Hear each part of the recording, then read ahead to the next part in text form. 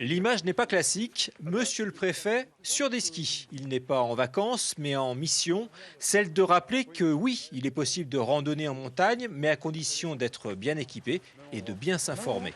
S'informer sur quoi? D'abord sur les conditions météorologiques, ensuite sur l'état de la neige et sur le risque d'avalanche. Aujourd'hui, il est de 3 en dessous de 2000 mètres et de 4 au-dessus, c'est-à-dire qu'il s'agit d'un risque fort.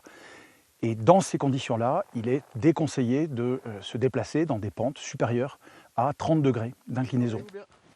Ici, la pente est douce, d'où le choix de cette randonnée par ce groupe d'amis. C'est une des plus sécures du coin.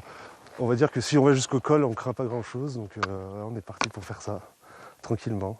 La prudence est de mise. Un peu plus bas, des ateliers pour sensibiliser aux risques en montagne. Exercice de sauvetage avec le détecteur de victimes avalanches. Il faut que ça devienne un automatisme.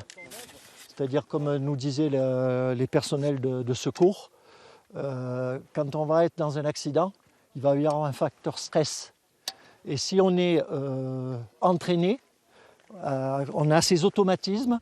En 2 mois, dans les Hautes-Alpes, 7 personnes ont été tuées par des avalanches. Cette saison, les risques sont très élevés. On a une couche fragile persistante, on a des coulées importantes, toute exposition, des bérats qui sont de risque 4 à plus de 2000 mètres, ce qui est sur une longue durée. Ça rend en fait la haute montagne, tout type de sortie, notamment en ski de randonnée, potentiellement dangereuse, voire très dangereuse. Côté météo, a priori, pas d'amélioration la semaine prochaine. Neige, froid et vent sont annoncés.